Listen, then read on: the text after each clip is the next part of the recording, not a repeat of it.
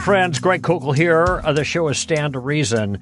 And, sometimes I like getting a book that goes right to the heart of issues. And when you open the contents and you see all the chapters are questions that the chapter answers, and then you can just kind of stroll through the chapters or actually the table of contents and find the thing you're interested in that has to do with defending Christianity and turn to it and be informed. And that's the way this book is. It's titled, Does Christianity Still Make Sense? And it's written by a former skeptic who responds to today's toughest objections to Christianity. That's the subtitle. The author is my buddy Bobby Conway, I think late of 1 Minute, I almost said 1 Minute Manager, Bobby, but it's 1 Minute Apologist. Where'd that come from, right? So what happened with 1 Minute Apologist? Some people might know Bobby from that context, but you're not doing that anymore. Did you run out of minutes? Yeah. Well, I didn't run out of minutes. What ended up happening is I went off the grid for a season, fell on some really challenging times, had to rethink kind of some vision for the ministry. And now it's called Christianity Still Makes Sense, where we put out a podcast. But I would say it was a great season. I was kind of, the OG of Christian apologetics on YouTube, didn't even know what I was doing. And then when I pulled out and tried to jump back in, the algorithm wasn't real favorable to me. And so there's a resurrection trying to take place right now. Yeah, well, that's great. I'm glad you're in play. And I'm curious, though, was that season when you moved from East Coast to Southern Cal? And then you came to crazy California to get your mind back, and then you went back to the East Coast again. Charlotte, you're in Charlotte, right? So anyway. I grew up in California and went back home for a while to just get things in my head clear, and then back on the East Coast. It's usually the other way around. People get screwed up when they come out here to California. But so this is how long? I know I've had this copy for a few months, and it's been a while to get to you for this interview. When did this release, Bobby? It released in April, so just a few months ago. Oh, okay. Not too bad. Does Christianity still make sense? Now, I know a bit about you. We've known each other for quite a number of years. And this question is a question that you were asking yourself even after you became a Christian. And so you have kind of a checkered past in many ways, which you're not obviously shy about talking about. A portion of that is in the book and everything. So I think for us to find out a little bit about that, where you're coming from as a skeptic to Christianity, and then coming into Christianity, the challenges for you personally didn't stop there. And I think it'd be great to start our conversation where you start in the book. You have 2 chapters, Life Without God, and then Struggling to Live for Jesus. And I'm so glad that you've written a chapter that's candid about the challenges of being a Christian.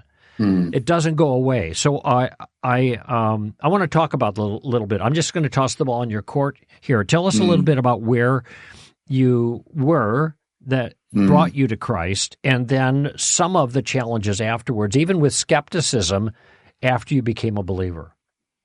Yeah, so growing up unchurched in California, I didn't have a biblical worldview, and my worldview was completely hedonistic. That was the way that I lived.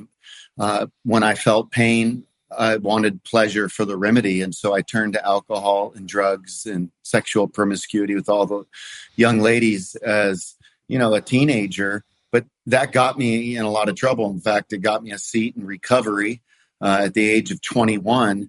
And I found myself, it was during a season of kind of my late teens. I had really wrecked my life with consequences, totally uneducated, hated school.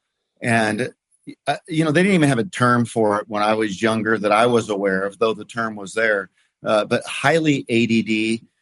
And I would have just looked like the rebellious kid in class, but I had, a difficulty paying attention to things that I wasn't interested in. And so I had a college baseball teammate take me to hear Greg Koukl in Southern California at Chuck Smith's church, Costa Mesa, in 1993. And I placed my faith in Jesus because Greg spoke in a way that I could understand. I wanted to get rid of my guilt. And one of the reasons I stayed in addiction so long was because of the guilt. My pleasure seeking caused me to do a lot of things that put a lot of shame and guilt around me. Ended up getting saved and starting to discover some life purpose, but was still struggling with my addictions. Becoming a Christian didn't resolve that immediately. And so I went to recovery, did over 400 meetings in my first year of sobriety, caught fire for Jesus, ended up getting a call to ministry, would move out of California, go to the South, meet my wife, have our kids, and prepare to plant a church. And so I go to Bible college and off to Dallas Seminary. And it was in Dallas Seminary where all of a sudden this faith that was so beautiful to me, this freedom that I had encountered and experienced, now I was beginning to struggle questioning my faith. Like maybe I prematurely jumped into this without thinking through the other worldviews. How do I know that I got it right? And so worked my way through some of those doubts. Let me ask you a question. Let me jump in just right here. Was your skepticism that's rising now at this stage in your life coincident with your going to DTS, Dallas Theological Seminary, or is there something like getting into the theology itself, the nuts and bolts of the theology, which can be complicated and confusing? Was it that material that caused skepticism, or maybe a combination of both? Well, Greg, I'm a very curious person, and so I'm constantly asking questions where the motor doesn't stop. And so I think part of the problem began, looking back now, was with an overly simplified view of discipleship in the church. A discipleship that says, hey, just follow these steps and you're a mature Christian. And then you're signing off and committing to doctrines prematurely.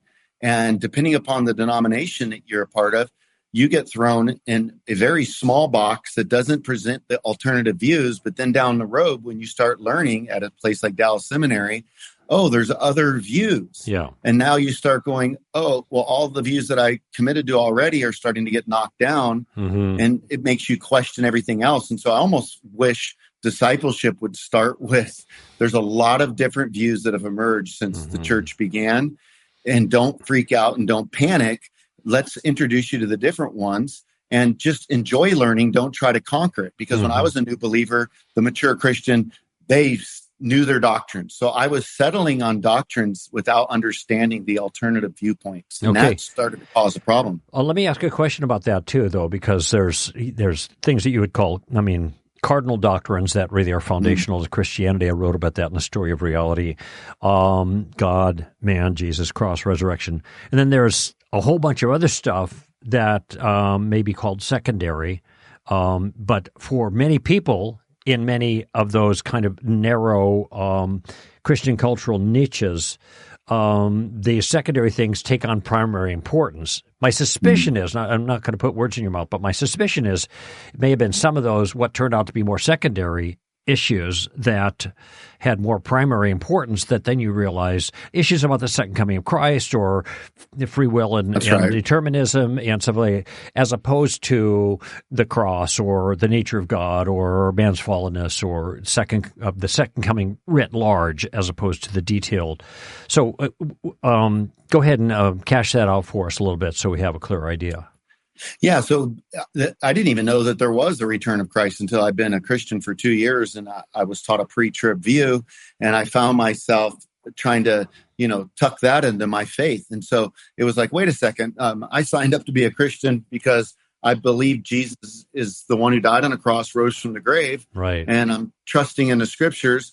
But then now I'm being told, well, if you really want to have it right, you got to be a Calvinist, and you got to believe in pre-trib, and you need to believe in this. And so I was naive, as I said. I failed the ASVAB 3 times to get in the military. It tells you what a bonehead I was, right?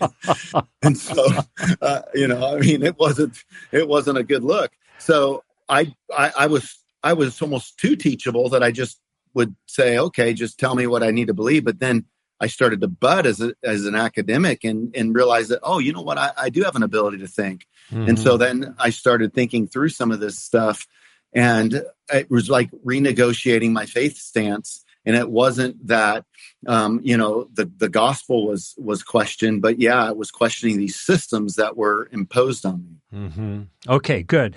So thank you for that clarification. So now you're DTS, you're at seminary, you're confused, shaken up a bit. Where'd you go from there? So, the thing at DTS, my big issue there, Greg, was the Synoptic Gospels.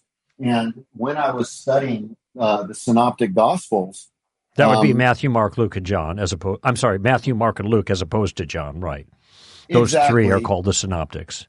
Yeah, and so as I'm studying that, what ended up happening is I didn't know what to do with that. And so what was great is all of this was becoming the making of an apologist, because I was learning how to understand that. And so basically what happened was I just started to figure out how to deal with these synoptic apparent contradictions that were so troublesome to me. Mm-hmm. And eventually I would move on to another set. Yeah. I think the biggest wave of doubts that hit me was the bizarre things of the Bible. So I'd hear Christians say things like, oh, can you believe Mormons believe this? But then I would be reading about Shamgar whacking 300 people with his ox goad, or Ezekiel laying on his side for 390 days and then rolling over and giving God another 40 while he played with pots and pans. And so I found myself struggling to relate to the biblical world, going, well, we talk about a reasonable faith, but there's a lot of stuff that seems irrational. And so then I was thinking, am I being rational? And so then I had to think through an apologetic of the absurd. Yeah. And so it was just the making of an apologist. The doubts turned out to be that. Yeah. Incidentally, you mentioned the synoptics, just so we haven't really talked about this on my own program at all, I don't think. So the confusion or the issue sometimes is you got Matthew, Mark, and Luke that have a lot of overlapping, covering the same ground. John covers a lot of unique stuff. And so the synoptics, they see things the same way. That's where the word comes from. Sometimes raises questions about apparent contradictions or the literary relationship. Did they share information? Did they get it from another source? So not going into the issue, but just letting people know that this is an area of academic interest for a lot of people, trying to figure out how these things all came together. So this was another issue for you. So the making of an apologist. So what ended up happening, my presumption is, you reach a stage where you're able to unravel some of these issues or resolve some of them, or maybe come to a sense of peace with some of the things that are just, you use the word irrational, you also use the word absurd, or maybe even strange. I mean, sometimes things are not irrational, but they feel that way because they're so odd, like the Trinity. It's not actually irrational, but it's really weird. Or the hypostatic union, the God-man in Jesus, 100% God, 100% man, one person, two natures, the Chalcedonian formula there, but that's still really odd. So how did you kind of come out of the fog? Was it just a process of study? One of the things that I had to do is just realize that I can't commit chronological snobbery. That is to say, believing that the time I live in is, superior in intellect to a prior time. I realized that God met the culture where they were, and there was a lot of bizarre things around the surrounding culture, not just in the Judeo community. And then it also helped me to think some of the things that I found myself hung up on, like the sons of God and daughters of men in Genesis 6, where you only got a small section there. Well, Moses is writing that from the standpoint of assumption. It was like such common sense, he didn't even need to give explanation for the things that I need explanation for. So sometimes things seem bizarre because I don't have more detail that they were privy to. Yeah, that's good. And you've got a cultural circumstance that's very different than what we're going to. I'm glad you use the phrase chronological snobbery. Chronological snobbery. I mean, I've heard the phrase before, and it happens a lot in our culture right now, even with regards to American history. People are reading back values and sensibilities and practices and everything that seem to be a higher morality right now, reading back 150 years and said they should have acted and believed and done everything the way we do it when they're working with a whole different set of circumstances. So, one of the things, Greg, that helped me even with you want to know what helped me one of the best with the book of Leviticus was going through COVID and watching all these silly rules where you walk in a restaurant and you keep your mask on, but then you sit down, you take your mask off, or you get on an airplane and you can drop the mask, or standing 6 feet away. And I was like, look at all these crazy rules. And I'm like, if they saw us doing that, it would look like Leviticus in its own way. Yeah, well, you were in Southern California during COVID, as I recall, and so you can go to finally you could go to church. You just can't sing. That was California rules. And then I don't know. Did you notice in the grocery stores they had one-way lanes, one-way aisles?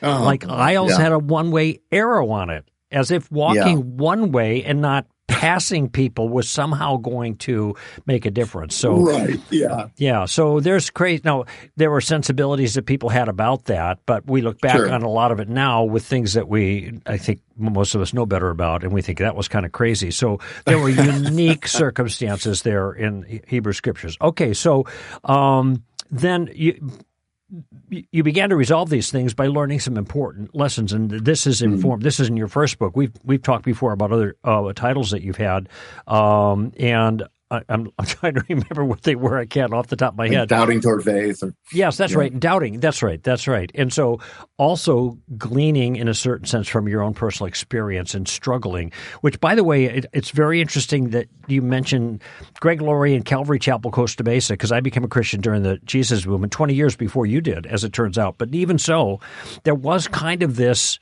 and I don't know how Laurie is nowadays or was then, but in the Jesus movement, there was this sense you become a Christian and everything gets fixed overnight. You'll be happy, get your kids off drugs. It'll solve all your problems, put your marriage back together and everything. And, my problem started when I became a Christian, So I'm glad that you are candid. Yeah. You're candid about the reality of being a Christian, living in a fallen world, and living in a fallen self.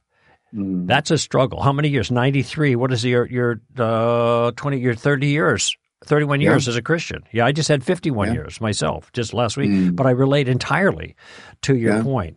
So you came out of this, obviously, and became a case maker for Christianity, and this is how we know each other, through CIA, I think is where we first met. I'm not sure. Many years ago, and continue to do that with Frank Turek every year, and that's so much fun to be with you and the other guys. So now you have this new book called Does Christianity Still Make Sense? And you deal with your first section is your own journey, which we just talked about. Actually, the title of part one is A Journey Toward Somewhere. I like that.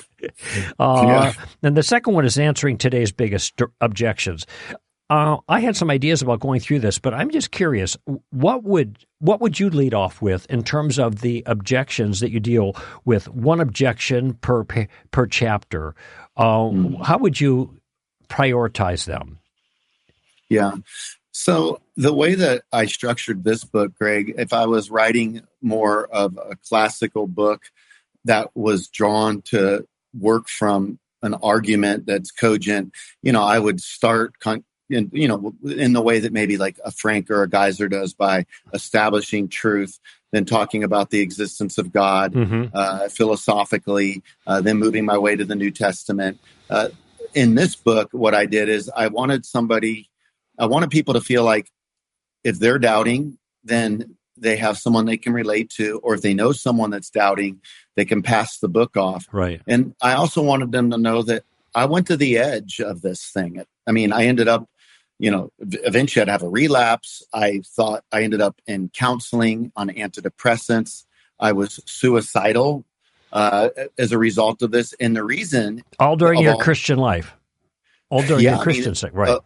A lot of these doubts, because it was in direct proportion to how powerful my relationship was, to thought maybe I got duped.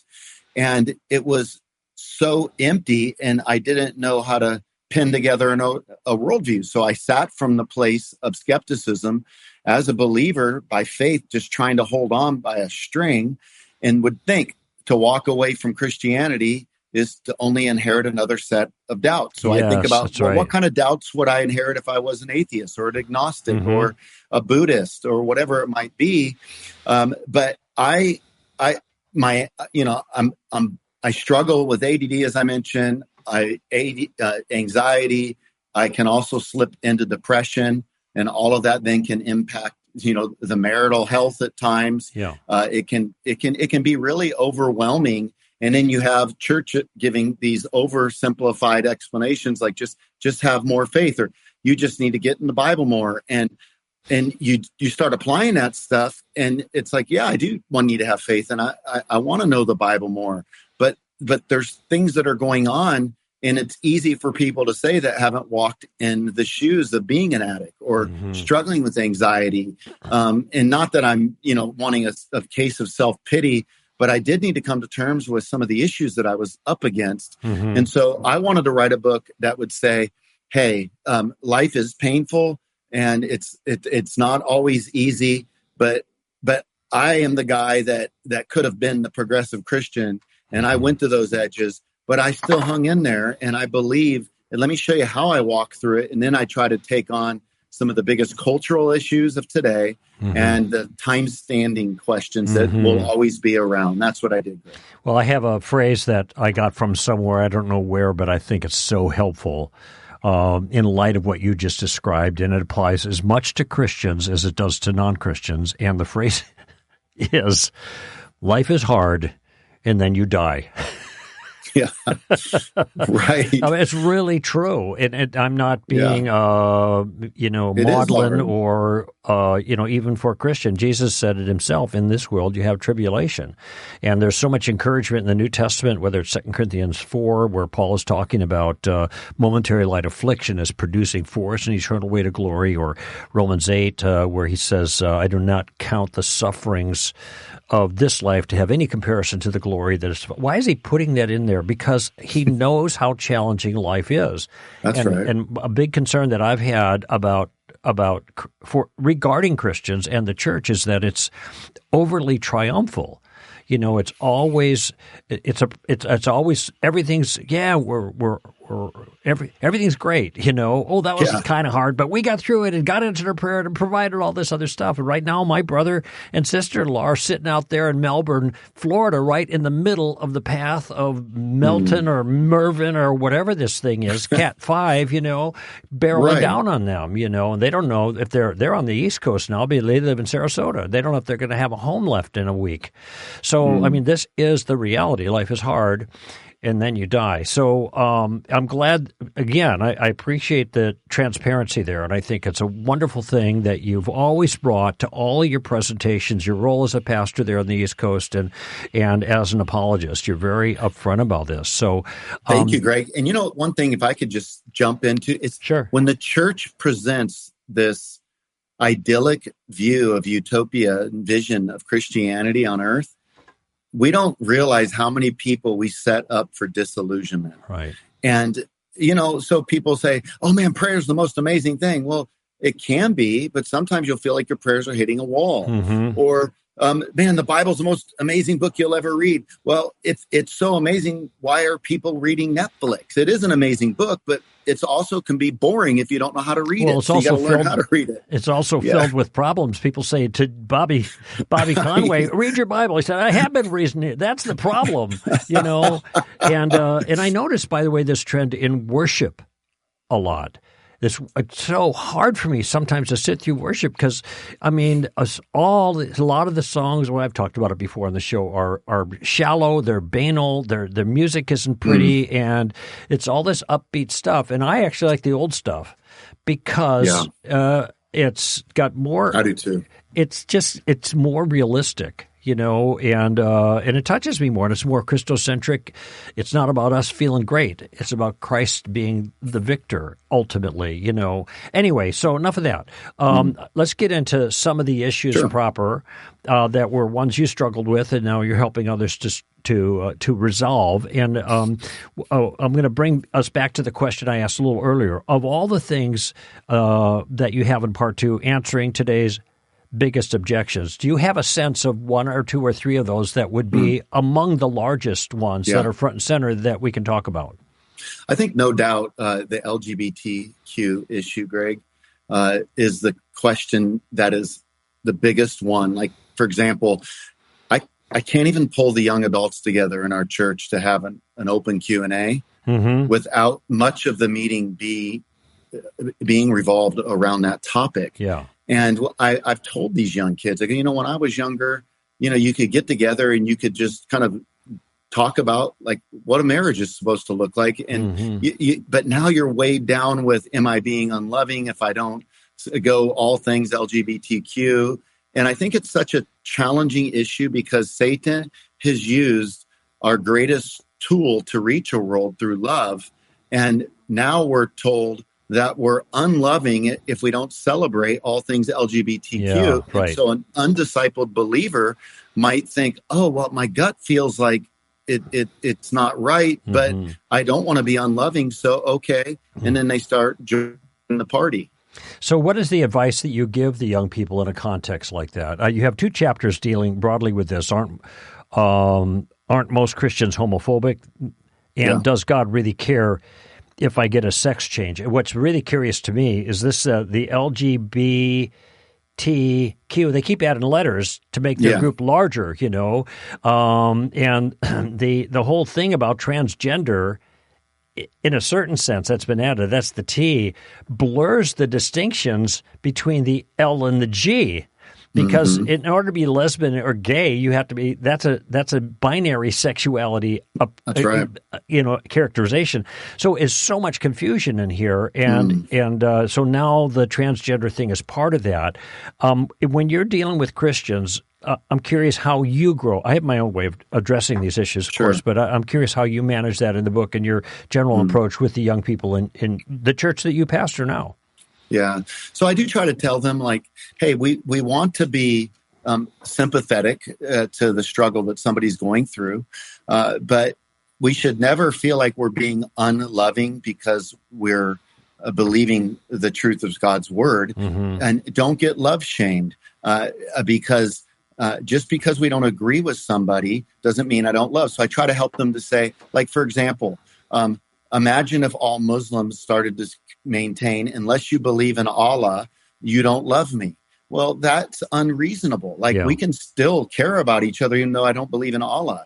But I said the reason it's so difficult for the LGBTQ community is they have reduced their identity down to their sexual preferences. And when you reduce your identity down to your sexual preferences, if you don't celebrate those preferences, then they feel like you reject them. And so as believers, what we want to realize is we have such a bigger identity to offer that surpasses our sexuality, which is a part of it, but it's so much more. So don't be limited to buying into a narrative that says, well, let's make identity about sexuality. Yeah, it's like many Christians have never read, or at least absorbed for the purposes of this discussion, 1 Corinthians 13, which talks about, here's what love is. And there is a line in there that stands out regarding this. Love does not rejoice in unrighteousness. How is it that we can applaud something that is actually hurting somebody, even though they like it when they do it? I'm sure the things that you described that were part of your life, Bobby, before you were a Christian, as you're trying to fill that big giant vacuum, you enjoyed those in the moment, but they ended up destroying you. And it takes maturity to be able to see the consequences of acts today on what happens later in your life. That's what love does. It sees the long term, not just the pleasure in the moment. But that's right. Young people, they have a hard time with that because they live in a culture that is just consumed with the moment and what their pleasures are, what their joys are. So we have I think part of the confusion too, and maybe you address this more in your book, I'm not sure, is because of progressive Christianity and so-called gay-affirming theology. A lot of Christians are confused on exactly what the Bible says. And if they pull a Bible verse out that looks like it's anti-gay, then they're accused by others of clubbing them, with the verse. It's the I'm trying to think of the phrase they use, the not the bludgeon verses, but oh yeah, you know what I'm talking about. I can't think of that phrase. Yeah, so it's like you can't even.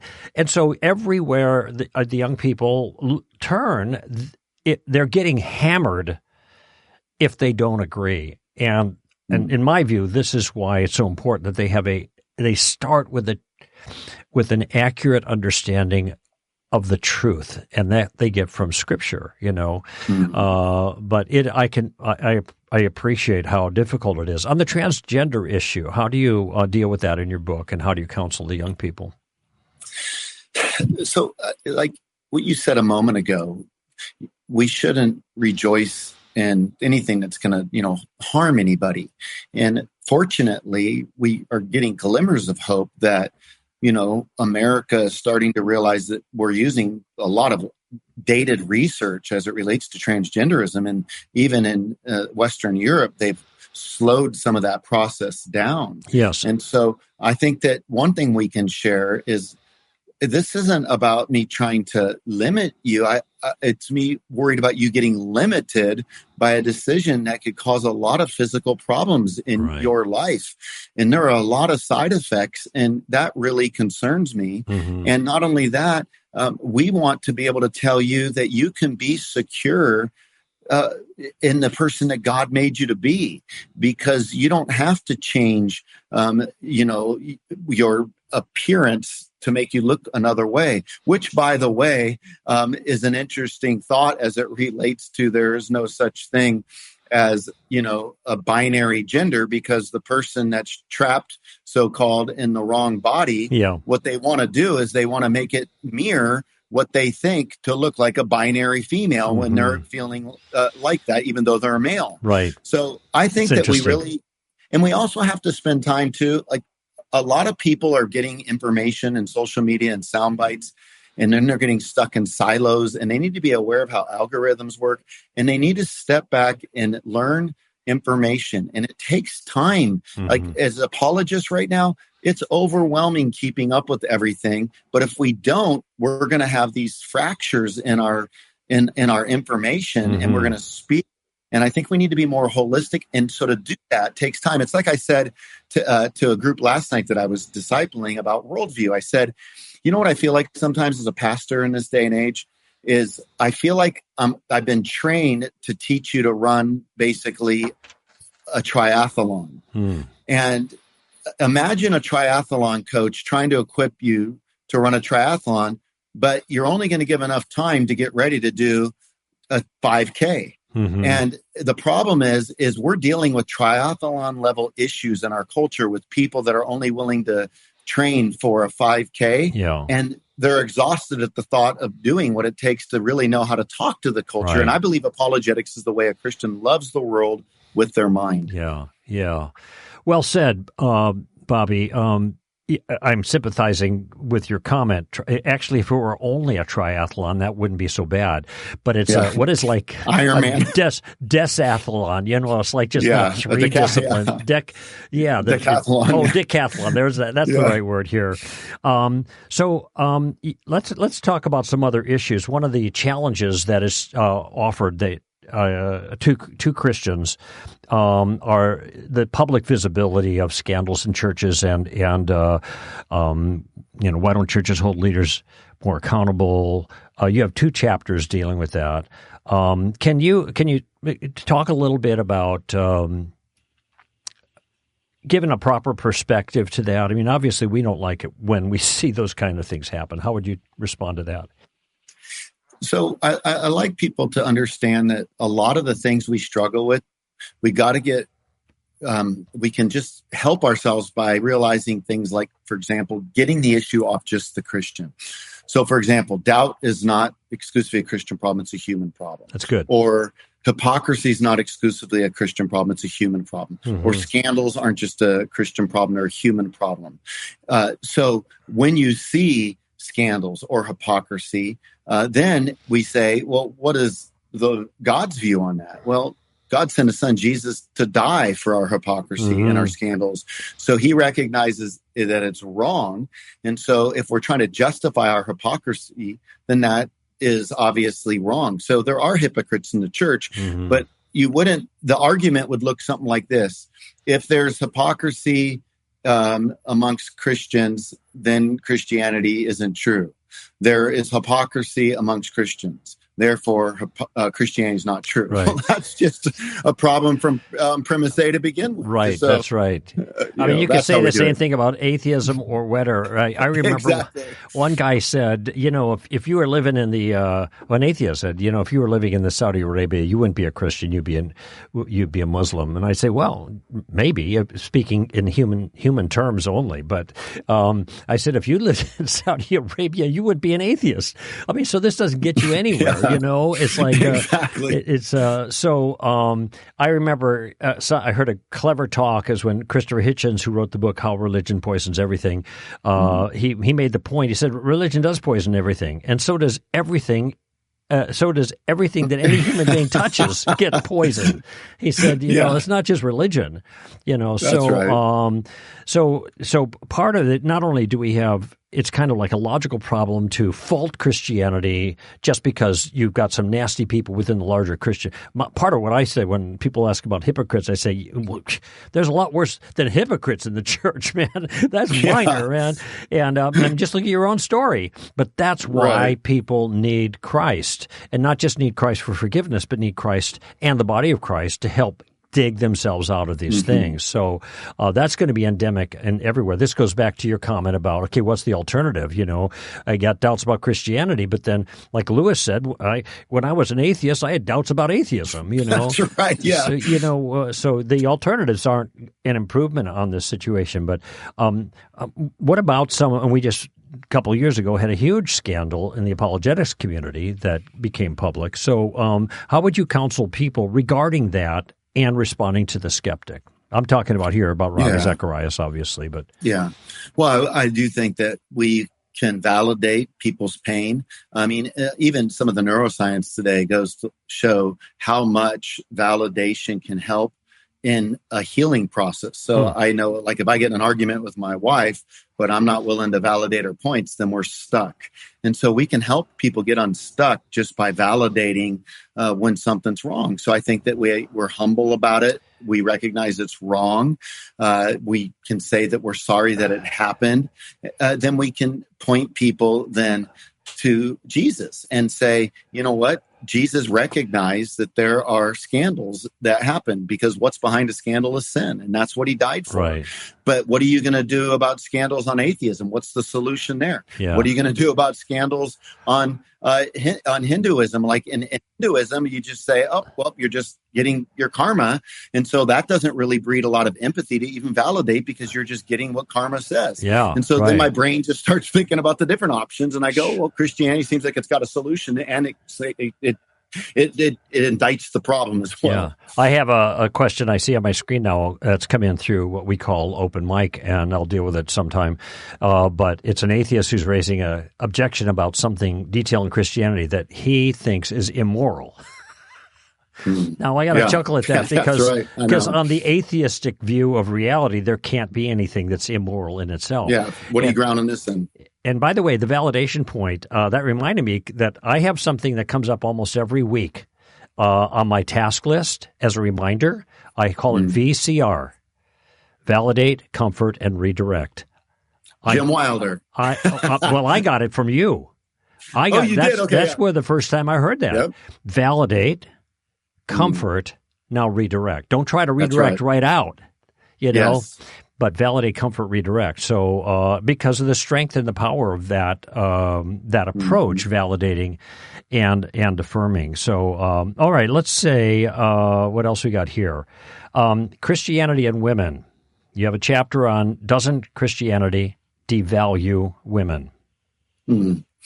Yeah, you look in the ancient world and you look at Christianity, and they are strides ahead in their valuation of women. Sure, you had lots of issues that would emerge in the surrounding culture, but when you come on the scenes of the Bible, you've got Jesus, who allows women to be the first eyewitnesses of his resurrection. You have women that are considered equal ontologically, that is, in their very being before God. And so just that even alone, in the church. even in the church. Without that is a beautiful thing. Female, right? Yeah, yeah. So that was stark contrast to this culture at the time, and this goes back to your comment about you kind of have to understand these things, how they stood with respects to that period of time, not with respect to our period of time. And so there. Okay, let's take and you, of course, in your chapters you go through more detail of that. There's a couple other things I want to get to, and this is a question that is raised a lot, and there are different ways to answer it within Christendom. All right, and you and I actually have a little bit of a different opinion about this, but I want you to have the freedom to voice your opinion. I'm going to push back just a little bit. I'm not going to beat you up though, because do. I want our audience to hear your approach. And this has to do with Jesus being the only way to heaven. Now, I don't want you to deal with that issue proper because there's a soteriology element there. Well, Jesus is the only one to solve the problem. But the ramifications of that, if Jesus is the only way to heaven, or let me put it more precisely, believing in Jesus is the only way to heaven, which seems the way the New Testament puts it, and many Christians will characterize it, then what about all those people who never heard? Because now they're being lost in virtue of a geographical accident, and it's just not fair, is the way the objection is characterized. So is there a way that the so-called unevangelized, people who never hear the details of the gospel, can be saved without hearing the details of the gospel? Can you can kind of pick that issue apart a little bit? How do you approach it? So by distinguishing between a soft and a hard exclusivism, where a hard exclusivist would say that Jesus is the only way and you have to be aware of that content piece in order to be saved, where the soft exclusivist would say that Jesus is the only way, but the benefits of the cross could be applied to the person if they respond by faith to God in general revelation. And so that would be like saying that I look up in Psalm 19 or in Romans 1 and recognize there's a creator. And then in Romans 2, I realize that this creator is good and that my conscience feels as though it's sinned against this good creator. And by faith, if somebody articulated something like, God, I don't know specifically who you are, but I believe that you created all this, that you're good, and I'm not, and I ask for your forgiveness. Then the question is, could the benefits of the cross be applied to the person in the same way as in the Old Testament? And the way that I end up thinking about it is in the New Testament, when Jesus said, it is finished, were those that were 2,000 miles away before he said that in a position where they could have responded by faith to general revelation, but because he said tetelestai, now they're hosed because of the geographical proximity. And then if they're condemned for not believing in Jesus, then are they condemned for something that they didn't know how to believe because they didn't have the content? And so that's some of the thinking that goes on there. Right. I could be wrong. I could be wrong. Yeah. It does. I admit it provides great comfort to me for sure. But I could be wrong, and I'm open to being convinced otherwise. Well, I just thought of something else since the way you put this, and I actually spoke about it this weekend, that the basis for condemnation for the lost is not whether or not they believed, it's the way they live their lives. If you think about Revelation 20, the books are open, they're judged according to their deeds. Yeah, fair enough. So Jesus, it's not, in a sense, unjust. It doesn't really speak to the larger problem, but just a clarification. It's not unjust for God to punish guilty people, okay, just as far as that goes. Now, but do you make a distinction here between soft and hard exclusivism? And I want to distinguish with other alternatives. So would you distinguish pluralism from inclusivism? Because you do make some statement about this in your book, and I think it's really helpful. Do you want to talk about those distinctions? Because you're not a pluralist and you're not an inclusivist. Sure. But you're an exclusivist, but in the soft way you just described. So how does your view contrast to those other views? Sure. So the 1-minute apologist answer would be, so if you have universalism that just says everybody's going to end up in heaven. All religions get you there, basically. Yeah, all religions get you there. Or if when Rob Bell writes Love Wins, what I refer to him as a postmortem nuanced purgatorial inclusivist, not quite a universalist. There's a view. You can go to purgatory and have a little purging and potentially, get in there, and most everybody would. Or you would have the inclusivist like that of a C.S. Lewis, that other belief systems can get in there, not exclusively the belief system of Jesus. And then as a soft inclusivist, you do bear the potential of looking a little bit close to inclusivism, in that an inclusivist would kind of say the same thing, like the benefits of the cross could be applied when you believe something else. But I would want to say it's more of a soft exclusivism with a version that says that is agnostic about who God is, because it hasn't committed to one of these other belief systems. Yeah, I like that distinction. I actually had never heard that before. The inclusivism, that's Roman Catholic Church. I think Lewis kind of just sat on the edge of that a little bit, and you get that from his, final book of the series, the Chronicles. He didn't like the Tashland part, where you're kind of combining the eclectic thing, but he was willing to acknowledge apparently that there are some people that are doing their best and they're not believing falsehoods, but they are or not fully committed to falsehood. But in any event, the inclusivist in Roman Catholic churches like this says whatever religion you're in, if you're doing it with a good heart, then God's going to honor that by applying the blood of Jesus. And you distinguish it. You say, in your version, someone could be seeking him, right? Or seeking God as best they can, but they are not committed to a false religious view. Contrary to Christianity. And that's the nuance that I like to see. I'm glad to see that. I don't agree with the view. Most people know that, but I have one example I want to offer you to think about from the scripture. But I think that obviously it's not the kind of error that the inclusivism of Rome, for example, is. Oh, you're a good Jew, you're a good Buddhist, you're a good Hindu, whatever. Then Jesus' blood covers you. Even if you reject Jesus, you say you reject that option, but there could be this other category. So my question then, what have you thought about Acts chapter 10? And here's Cornelius, because it seems to me that Cornelius fulfills the inclusivist demand. All the details, he receives visions, gives alms, he's a faithful man, he's a good man, all the nice things that are said, but he still doesn't have the gospel proper. And so God arranges for the gospel to be brought to him because he still needs to be saved. So would you consider that maybe a counterexample to your view of soft exclusivism? I think that would be a very good objection to the view. And it's kind of like when it comes down to, I spent most of my years as a Calvinist, and now I guess you could call me a Confucianist. But I could talk to the Calvinists or the Arminian, and I would say, those are really good verses right there. And I think that I'm in that position where taking all things maybe about the nature of God, but then realizing that that's why I can't be bold dogmatic and go write the next book, why my view is the view everyone needs to adopt.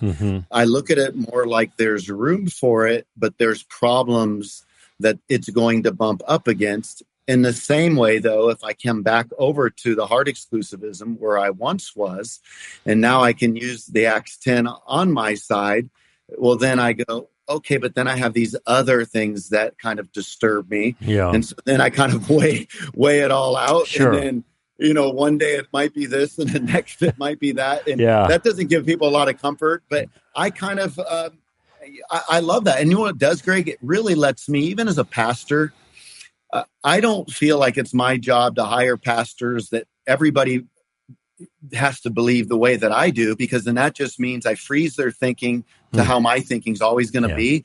I want people to have different viewpoints because I don't think that I have it all together right myself. What's interesting about, and I think virtuous about the approach you have on some of these issues is that we're not going to have to sort this out anyway. Right. Yeah. And it's like the second coming stuff. All right, we can work on that. But you know what? The fulfillment is the final interpretation, just like the first coming. And who's going to get into heaven? Who's not? Well, we have a message to communicate with urgency, and we are to take it to the. And you say this in your book, even if soft exclusivism is true, just getting into heaven isn't the summum bonum. It's a real good thing, but the greatest thing is getting to know God and growing in grace, that things that we experience here through discipleship, etc. Godliness, is of great gain for this life and the life to come, Paul says in 1 Timothy. So there certainly is benefits there, and once again, God's to be the one who sorts all that out. I think that there's a virtue in being a hard exclusivist, because if I'm wrong, that's good news for more people. If I vary from that, and if I'm wrong, that's bad news from some people that I may be offered good news. Though I think would be the problem with inclusivism, but I don't think it's really a problem with your view, because you're talking about those people out and about and who are, who just are unevangelized, where inclusivism lets a whole bunch of evangelized people off the hook. That's my concern. That's my concern. We've got just like 5 or 6 more minutes here. How do you deal with the hell issue when you get challenged upon that? How can a loving God send someone to hell? Boy, this was a doozy for me at one point. When I became a believer, I don't know why it didn't on the early side of it. And in some ways, it might be a sign of maybe I got away from understanding just how sinful I am, that early on it didn't bug me as much because of coming out of the reprobate lifestyle. But I still would be eternal conscience torment. I believed that because I was taught, okay, it's literal flames, and then I started thinking more metaphorically about those examples, like we're in James 3, the tongues of fire. And so I think Jesus is using metaphorical language to describe an eternal experience. Yeah, but that doesn't make it any easier, though, because he is describing something literal with the metaphoric language, and it ain't nice, whatever it is. So I get you there. It isn't. Yeah, it isn't. But I look at it more like, number one, that, will not the judge of the earth do what is right? He's not willing that any should perish, that he is a good God, that we are sinful. And this would be kind of come down to the whole, I would love to see annihilationism be the correct view. That would be great if that limited the duration of it. But hell, I think, as William Lane Craig said before, it's sometimes people argue, well, the punishment doesn't fit the crime. Why eternal hell for temporal life? And he'll say, well, the reason hell goes on, the reason that you in hell forever is because the sinning goes on forever. We don't sin less when we're in hell. We're absent of general grace, and now we're going to be sinning in full throttle. Yeah. And so, really, if we're immaterial souls that are going to exist forever, then there's 2 rooms and we die. Yeah. Right. And so we basically shut ourselves off from that. And not only that, the person who rejects God doesn't want to be with them anyway. Like, why would they want to be there? Why do they want to be in a place of perfect holiness where they can't sin, where they got to glorify God, where they got to, tell him how amazing he is, where you're never going to see any wrongdoing, where you can't lie? Well, somebody that doesn't like God's not going to want that kind of eternity anyway. Yeah, I think that's Lewis's point, or part of his point in The Great Divorce, but, it just occurred to me, the way this objection is worded that people offer, how could a loving God do that? 51 years now, last week in Christ, I don't remember this objection coming up the first 20 years like this, until the emphasis on love, love, love, love, love. Everybody's got to love me and be loving towards me and do what makes me feel good. And now it's now imported to God. And the point that I make in A Story of Reality is that the reason that God has a hell is because he's good. He's loving because he's good, and he punishes because he's good. Both his love and the punishment are rooted in his goodness. He can't let guilty people go free. That's called injustice, and being unjust is not good. So, but it's atheism's not going to give you justice. No. I mean, Pol Pot, Mussolini, they get away with it. I mean, did you see The Joker? I didn't know. I can't watch that stuff. It's just too dark. It's just, I saw the previews. That was enough. I just saw the previews the other day on the airplane. I'm looking, let me see. Do I want to watch this? No. It's too dark. So the greatest case study on nihilism I've ever seen, and I'm listening to all the terrible reviews, but I'm going, well, if you don't know what nihilism is, I can understand why you're so disappointed. But if you understand what nihilism is, then you'll understand the genius in the way that Joker 2 was done. You know what? I just read, was it yesterday or this morning, some comment, that on the Joker, they were just flipping a finger to the audience. That's what the thing was, it's like, take that. And nihilism is nothingism. And and that is all you're left with if atheism is true. Nothingism. So, and I don't think there's an entailment there. A lot of people don't realize, if there is no God, then the universe, and this is what Richard Dawkins makes this really clear: no evil, no good, nothing but blind, pitiless indifference. And that's I'm thinking of the 20th century British philosopher who said just the unyielding despair. Bertrand Russell? Yes, Bertrand, thank you. Senior moment there. Yes, my dad called it old timer's disease. So Bertrand Russell. But that's what you get. That's what's entailed with that worldview. Bobby, I'm looking at the clock. You had 45 seconds here. It was so much fun talking with you today. Yeah, for sure, bro. And you've done a great job, Bobby, with this book. You do a great job with everything. Your book on doubt. Tell us the full title of that again. Doubting Toward Faith, and then this one's called Does Christianity Still Make Sense? There you go. And tell us the name of the program that the YouTube now. People want to look it up and go to that. Yeah. It's just called Christianity Still Makes Sense. Still, okay, so there it is. It's like your title, but without the does, without the question mark. Okay. That's right. That's good. And how often do you do a show? Weekly? Yes, okay. Absolutely. Okay, longer than the 1 minute apologist, I imagine, huh? I remember those days. Those were great. Are they still on archive? They are. We got almost 2,000 videos. Yeah, they're great. Yeah. All right, Bobby, thanks so much for all your time. Really enjoyed talking to you. Okay, hang in there, brother. You too. Does Christianity still make sense? A former skeptic responds to today's toughest objections to Christianity. That former skeptic and occasional skeptic, even now, is my buddy, Bobby Conway. All right, friends, that's all the time we have. Thank you for being part of this wonderful conversation. Greg Koukl here for Stand to Reason. Give them heaven. Thanks. Bye-bye.